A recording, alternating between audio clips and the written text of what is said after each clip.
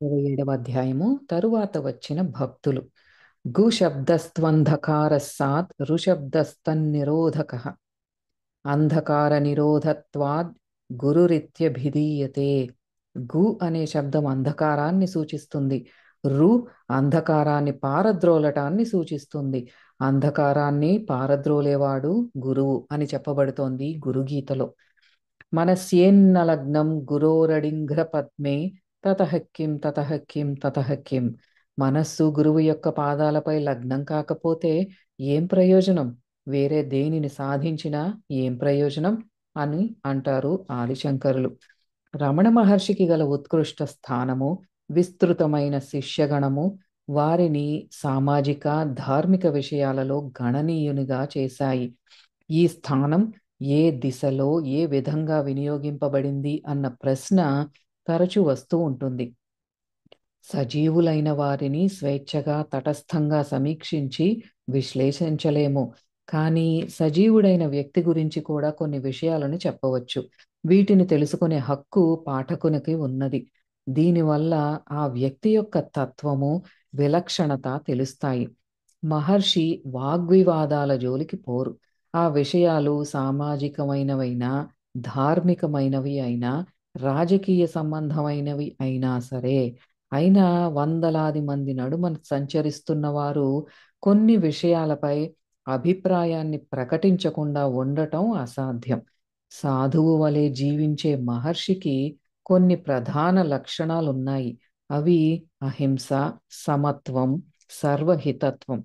వీటి వల్ల మానవతను, సరళతను పెంపొందించే ఏ సామాజిక పరివర్తనన్నా వారు ఆమోదిస్తారు.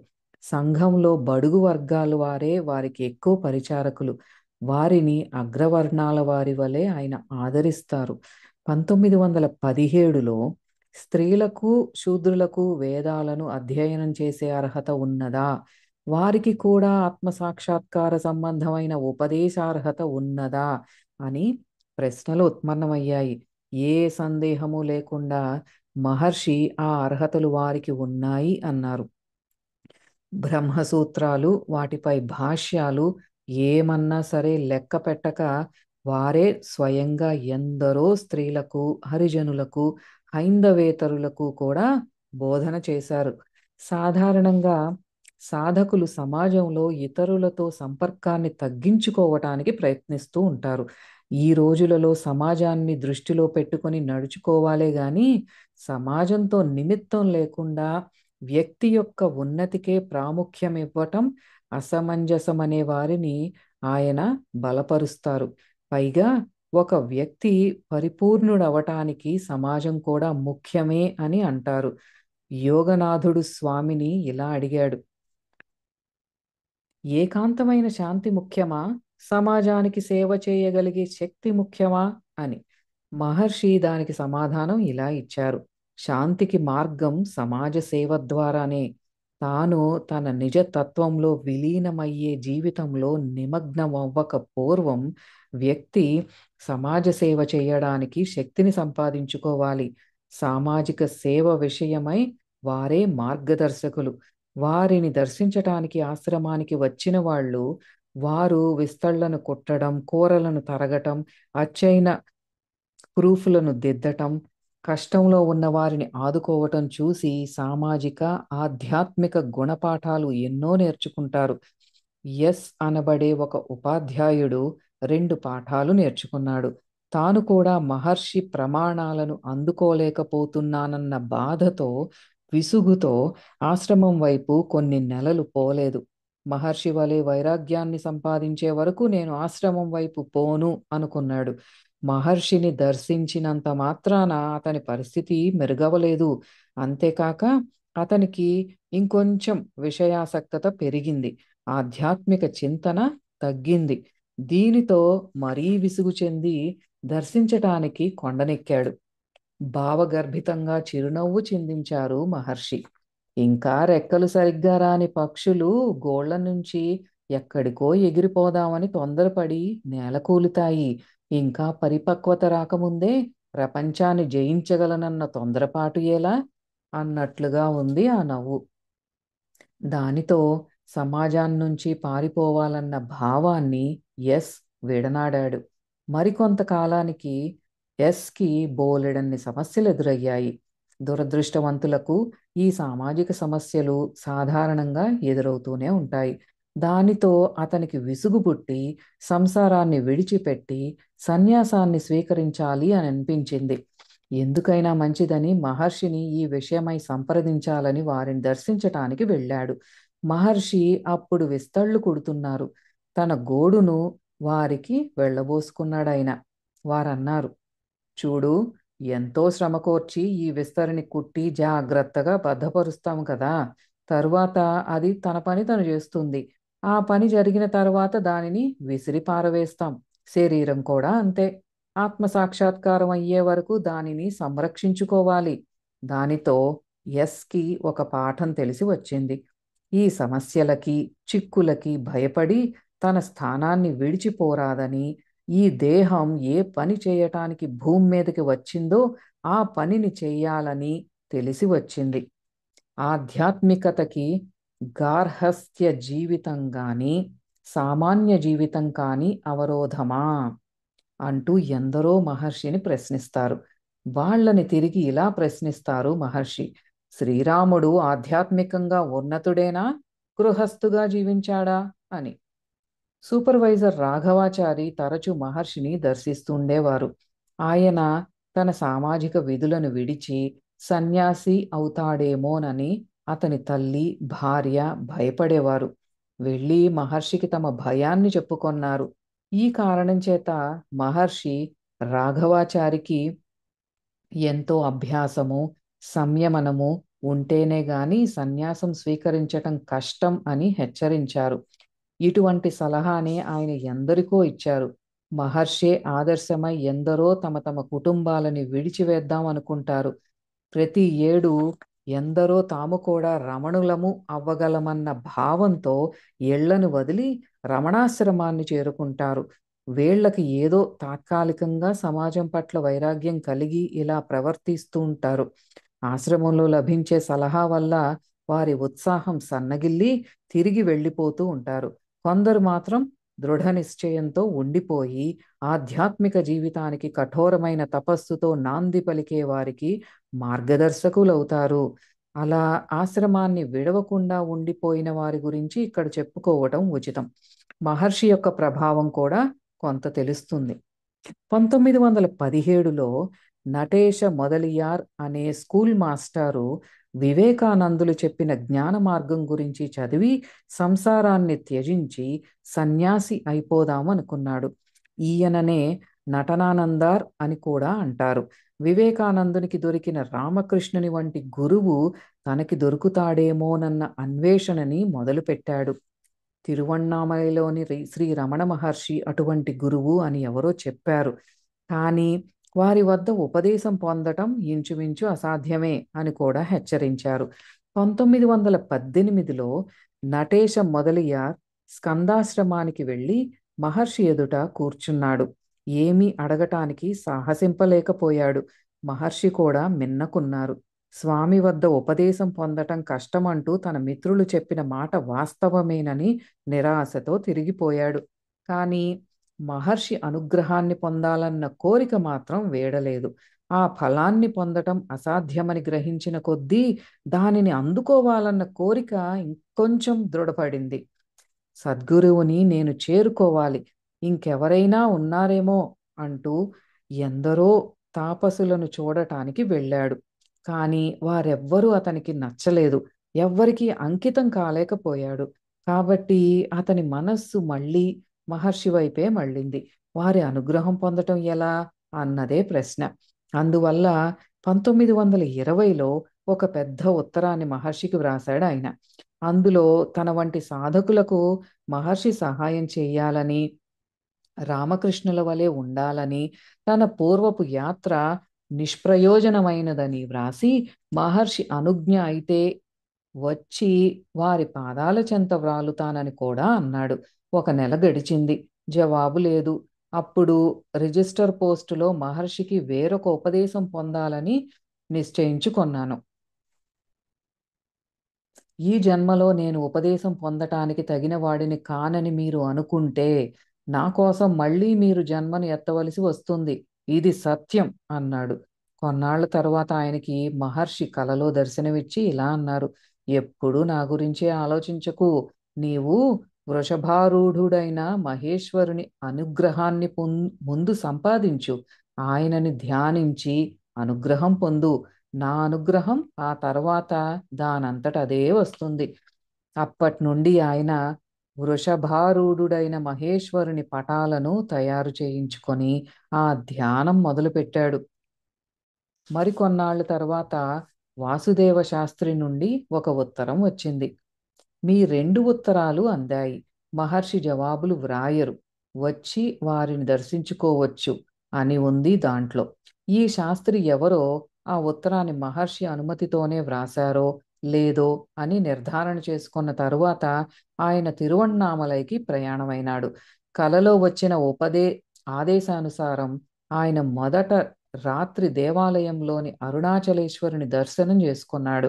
ఆయన వచ్చిన పని గురించి ఒక బ్రాహ్మణుడు విని, అయ్యా, నేను 16 సంవత్సరాల నుంచి రమణ మహర్షి అనుగ్రహం పొందాలని ప్రయత్నిస్తున్నాను. కానీ ఫలితం లేకపోయింది. ఆయనకు ఎంతో నిర్లక్ష్యం. నీ తల పగలగొట్టుకున్నా ఆయన ఏమీ పట్టించుకోరు. వారి అనుగ్రహం దొరకటం అసాధ్యం. మీరు వృధాగా వెళ్తున్నారు ఆయన వద్దకు అన్నాడు. కానీ నటేష మొదలియార్ ఒప్పుకోలేదు.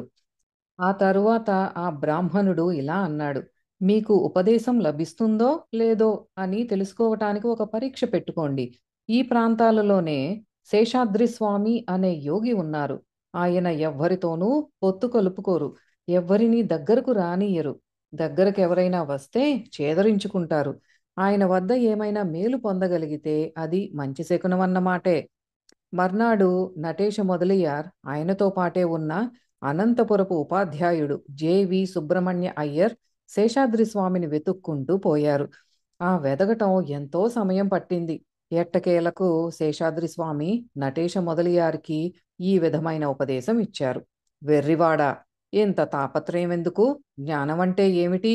అన్ని పదార్థాలను తాత్కాలికాలు అని, అసత్యాలు అని ఒకదాని తరువాత మరొకటిగా మనస్సు నిరాకరించిన తరువాత మిగిలేదే జ్ఞానం. అదే ఈశ్వరుడు. అన్నీ అదే, అదొక్కటే. జ్ఞానం అన్నది ఏ కొండకు గాని గుహకు గాని దర్శిస్తేనే లభిస్తుందంటూ అక్కడా ఇక్కడా తిరగటం వెర్రితనమే. భయం లేకుండా వెళ్ళు. ఇది మంచి శకునమే. ఎంతో సంతోషంతో ఆనాటి మధ్యాహ్నమే నటేష మొదలియార్ మహర్షిని దర్శించటానికి కొండకి పయనమయ్యాడు. మహర్షిని చూసి ప్రణామాలు అర్పించి మాట్లాడకుండా వారి ఎదుట కూర్చున్నాడు. 5-6 గంటలు అలా గడిచాయి. మహర్షికి ఆయనకి నడుమ ఒక్క మాట అయినా సాగలేదు. మహర్షి భోజనానికి లేవబోతుండగా జి.వి. సుబ్రహ్మణ్య అయ్యార్ వారికి నటేష మొదలియార్ని చూపుతూ, తమకు ఉత్తరాలు వ్రాసినవాడు ఈయనే అన్నాడు. మహర్షి ఆయనను 2 సార్లు తదేకంగా చూసి వెళ్ళిపోయారు. నటేష మొదలియార్ ప్రతి నెల ఆశ్రమానికి వెళ్తుండేవారు. మహర్షిని ఏదైనా అడుగుదామని ఒక్కసారి కూడా పెదవి కదపనే లేదాయన. వారి గురించి ఇలా భావించాడు: ఇతరులకు మా ప్రశ్నలు కావాలి, మీరు మాత్రం స్వతంత్రులు. మేము అడుగుతూనే ఉంటాం. మీరు చిరునవ్వు వెలారుస్తారు, మౌనంగా ఉంటారు. జ్ఞానానికి అతీతులు మీరు. మీకు మీరే బోధకులు. మిమ్మల్ని మీరే పరీక్షించుకున్నారు. మిమ్మల్ని మీరే గౌరవించుకున్నారు.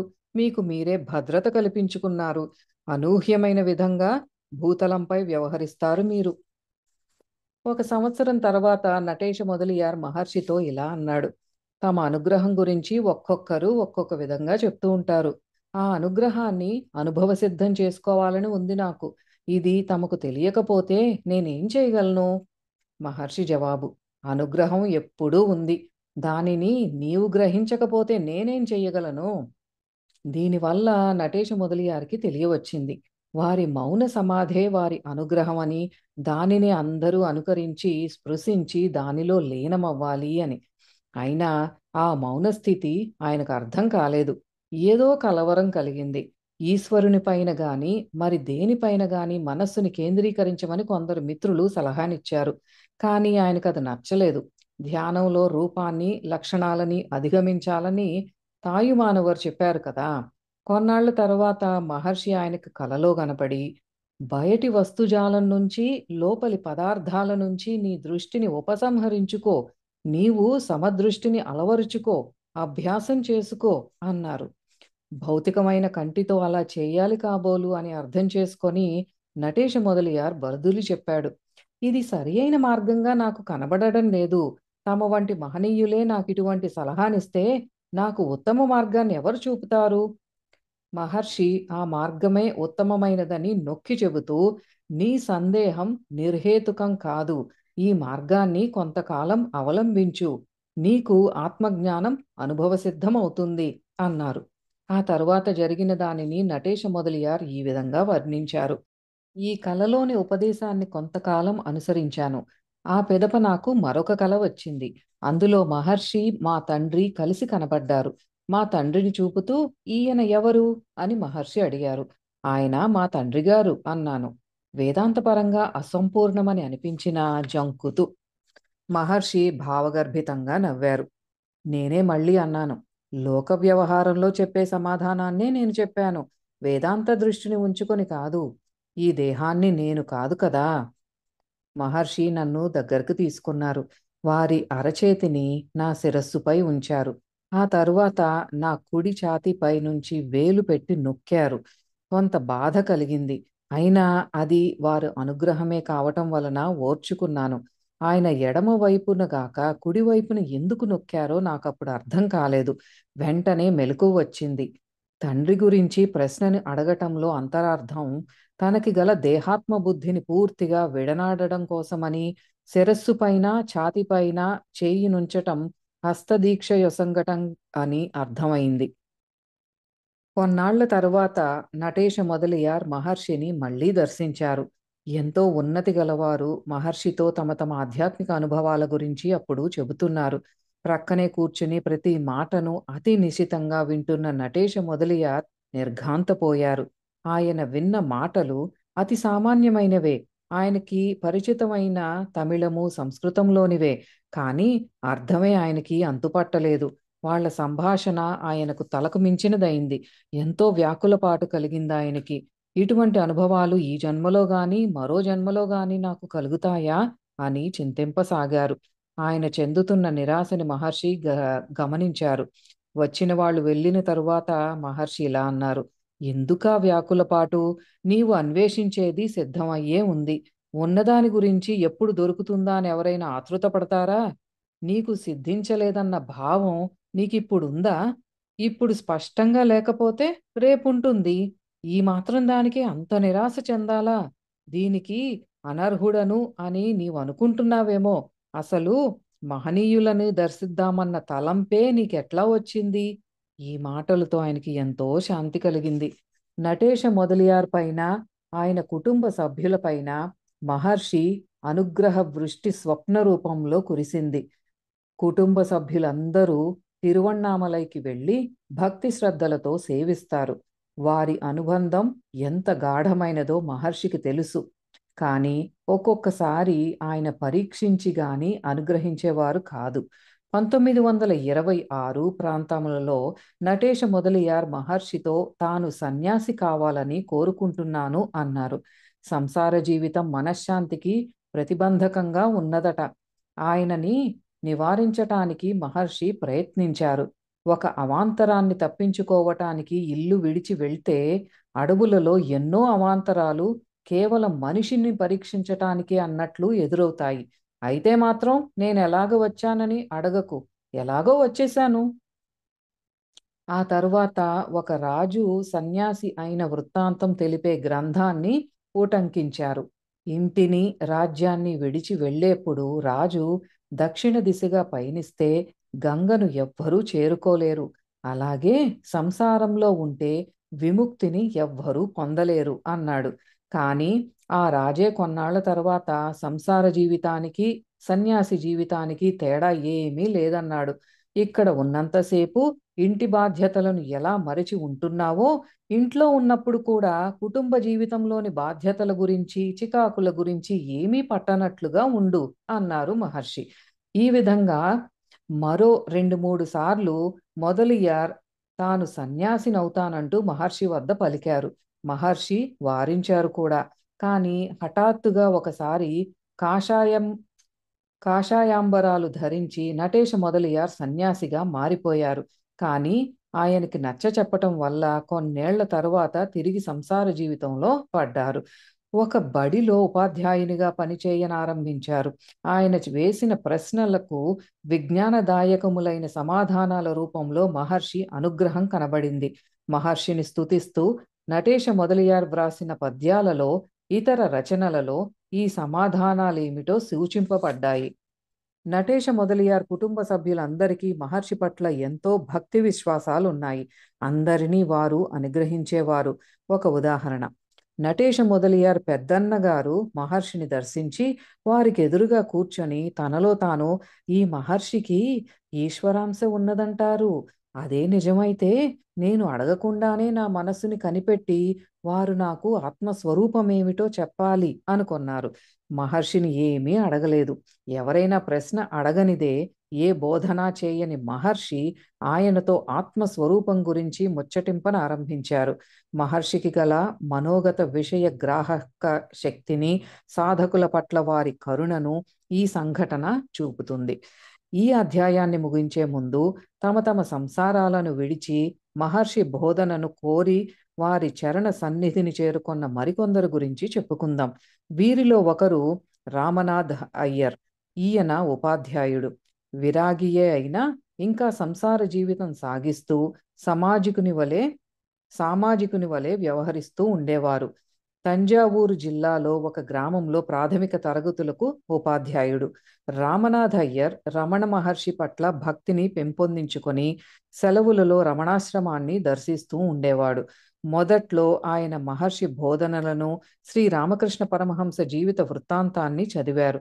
ఆయనలో విశ్వాసం ఎక్కువవుతున్న కొద్దీ సంసార బాధ్యతల పట్ల ఉదాసీనత కూడా ఎక్కువవుతూ వచ్చింది. ఆయన వయస్సు 40 దాటింది. ఈ వచ్చే కొద్దిపాటి జీతంలోనే భార్యని, పిల్లలని పోషించుకోవాలాయే. అయినా విశ్వాసం ఎక్కువ అవుతూ ఉండడం వల్ల తరచూ ఉద్యోగాన్ని విడిచి తీర్థయాత్రలకు, రమణాశ్రమానికి వెళ్ళిపోతూ ఉండేవారు. మొదటిసారి ఇలా వెళ్ళిపోయిన తప్పిదాన్ని అధికారులు క్షమించి మళ్ళీ ఉద్యోగంలో చేరనిచ్చారు. అయినా మరొకసారి బడిని, ఇంటిని విడిచి రమణాశ్రమానికి పోయాడు. అక్కడ సమ్మోహితుని వలె ఎవ్వరితోనూ మాట్లాడకుండా మహర్షి ఎదుట కూర్చున్నాడు. ఆఖరికి మహర్షితో కూడా మాట్లాడలేదు. ధ్యాన మందిరంలో దిగంబరుడై ధ్యాన మగ్నుడై కూర్చున్నాడు. అన్నింటి నుండి విముక్తులై ధ్యానం చెయ్యాలన్న రామకృష్ణ పరమహంస భావాన్ని అనుసరించి ఆయన అలా చేశాడు. కానీ మహర్షి భక్తులు దీనికి అభ్యంతరం తెలిపి ఆయనకు కొల్లాయి చుట్టారు. అర్ధరాత్రి వేళ చెంతనే ఉన్న చెరువు దగ్గరకు పోయాడు ధ్యానానికి. ఆ చెరువులో పడి మునుగుతాడేమోనని భయపడి మహర్షి భక్తులు ఆయనను తీసుకువచ్చి హాల్లో కూర్చుండబెట్టారు.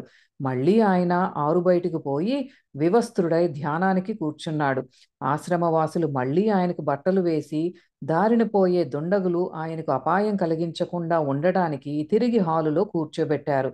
ఇక లాభం లేదని ఆయనని ఒక గుడిసెలో పెట్టి బయట గొళ్ళెం పెట్టేశారు.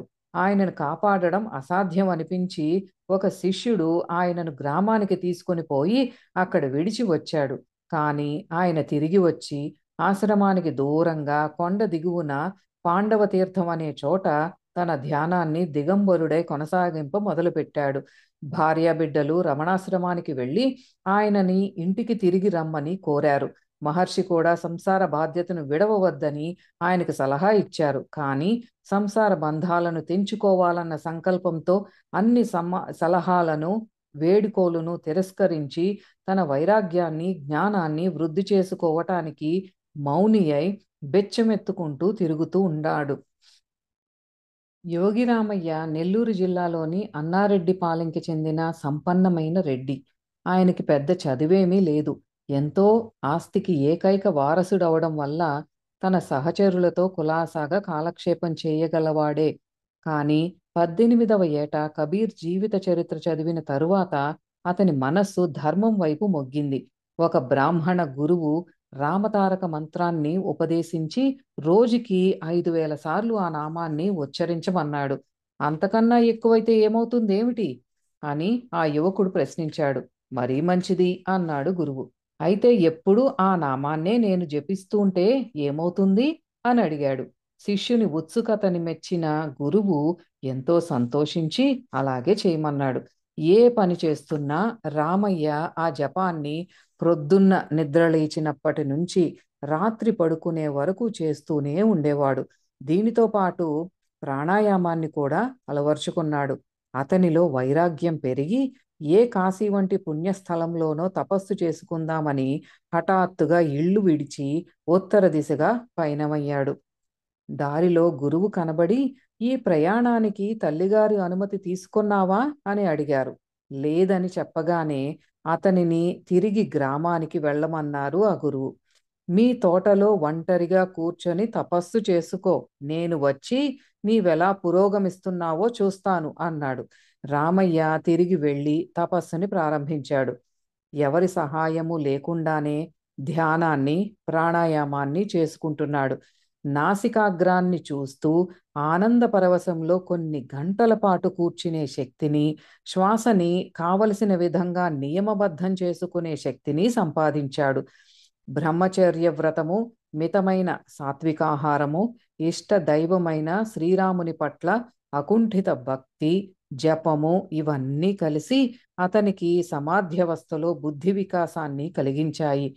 మొదట నాసికాగ్రం పైన, ఆ తరువాత భృకుటి మధ్యన మనస్సుని కేంద్రీకరించటం వల్ల అతనికి సూర్యచంద్రులు, శ్రీరాముడు దర్శనమయ్యాయి. అవి వస్తూ పోతుండేవి. తాను ద్రష్టనని, ఎరుక గలవాడనని భావం ఏర్పడింది. ఏకాగ్రత ఎక్కువైన కొద్దీ ఈ మనోదర్శనాలన్నీ పోయాయి. మిగిలిందల్లా ఏదో కాంతి, ఒక తెరవలే, ఆ వెనుక శూన్యం వలె. అది ఎల్లకాలమూ నిలిచింది. వచ్చిపోతూ ఉండడం కాదు, అదే మిగిలింది. ద్రష్ట అంటూ ఎవ్వడూ లేడు, ఎరుక అంటూ ఏమీ లేదు, ఎరిగినవాడూ లేడు. అయితే చూడబడేది, చూసేది ఒక్కటేనా? ఈ విషయమై పండితులను అడిగాడు. కాని వారి సమాధానాలు సంతృప్తినివ్వలేదు అతనికి. అందువల్ల తిరువణ్ణామలైకి వెళ్ళి మహర్షి సమక్షంలో కావ్యకంఠ గణపతి మునిని ఈ విషయం అడిగాడు. చూడబడేది, చూసేది వేరు అని ఆయనిచ్చిన సమాధానం రామయ్యకు రుచించలేదు. మహర్షి వంక చూశాడు. వెంటనే ఆ పండితుని సమాధానానికి వారు కొంత మార్పు చేర్పు చేశారు. మామూలు మనిషికి దృశ్యమానమైన లోకంలో చూడబడేది, చూసేది భిన్నంగానే ఉంటాయి. కానీ సమాధిలో ఆ రెండు కలిసిపోయి ఒకటే అవుతాయి అన్నారు. తన అనుభవాలకి మహర్షి నుండి మద్దతు లభించినందుకు రామయ్య సంతోషించాడు. అప్పటి నుండి మహర్షే తన గురువుగా స్వీకరించాడు. యోగాన్ని, మౌనాన్ని, తపస్సుని చేస్తూ తన వాసనాక్షయం గావించుకున్నారాయన. మితంగా ఆహారాన్ని భుజించి, శ్వాసని నియమబద్ధం చేసి, గంటల తరబడి బ్రహ్మానంద స్థితిలో ఉంటూ తన తోటలోని గుడిసెలో కాలం గడుపుతూ ఉంటారాయన. మహర్షి సాన్నిధ్యాన్ని కోరి రమణాశ్రమమందు ప్రతి ఏడు కొన్ని మాసాలు గడుపుతూ ఉంటారు. యోగి రామయ్యకు తమిళం రానందున మహర్షి తన ఉపదేశ సారాన్ని ఉళ్ళదు నార్పదు పద్యాలని తెలుగులోనికి అనువదించారు. పాలితీర్థం మరమ్మత్తుకి, ఆశ్రమ నిర్మాణానికి యోగిరామయ్య ఎంతో సహాయం చేశారు. శుద్ధానంద భారతి మహర్షికి ఆకర్షితుడైన మరొక భక్తుడు, దేశభక్తుడు. చిరకాలం తమిళ సాహిత్య రంగంలో, పత్రికా వ్యాసంగంలో, గురుకుల పద్ధతిని, విద్యని బోధించడంలో, సమాజ పునర్నిర్మాణంలో, రాజకీయాలలో కృషి చేశాడాయన. ఆయన సహచరుడు వివిఎస్ అయ్యర్. ఇన్ని వ్యాపకాలున్నా ఆయన మతాన్ని విడవలేదు. నిస్వార్థమైన తన పనులన్నింటికీ శక్తి కావలసి వచ్చింది. శక్తి రూపిణిగా భగవంతుని ఆరాధించాడు. సంప్రదాయ సిద్ధమైన ప్రాణాయామాన్ని, తపస్సుని ఆయన స్వీకరించాడు. వీటి వల్ల నాద కళల నాద కళ లయ స్థితులు అనుభవంలోకి వచ్చాయి. అయినా ఆయనది అన్నిటిలోనూ మంచిని స్వీకరించే పద్ధతి. ఆయన క్రైస్తవులతో, ముస్లింలతో, బౌద్ధులతో, జైనులతో, పార్సీ వాళ్లతో, సిక్కులతో తిరిగి వారి వారి పవిత్ర గ్రంథాలను చదివి వారి ఆచారాలను తెలుసుకున్నారు. జైన మతం గురించి శ్రావణ బెళగొళలో అంటే మైసూరు రాష్ట్రంలో చదువుతుండగా రమణ మహర్షి పిలుపు ఎంతో తీవ్రతరమైంది. అంతకు పూర్వమే మహర్షి గురించి విని ఆయన పట్ల ఆకర్షితుడయ్యాడు. కానీ అది చిన్న నిప్పురవ్వగానే ఉండిపోయింది. జ్వాలాయమానం కాలేదు. తిరువణ్ణామలై వెళ్ళి మహర్షిని చూస్తే ఆయన మొదట విభూతి రాశిగా, ఆ తరువాత జ్వాలా స్తంభంలా, ఆ పెదప శివలింగంగా కనపడ్డారు. మహర్షే మొదట మాట్లాడారు. భారతి కావ్యకంఠులకి ప్రణామం చేశారు. అక్కడ ప్రక్కనే ఉన్న మహర్షి,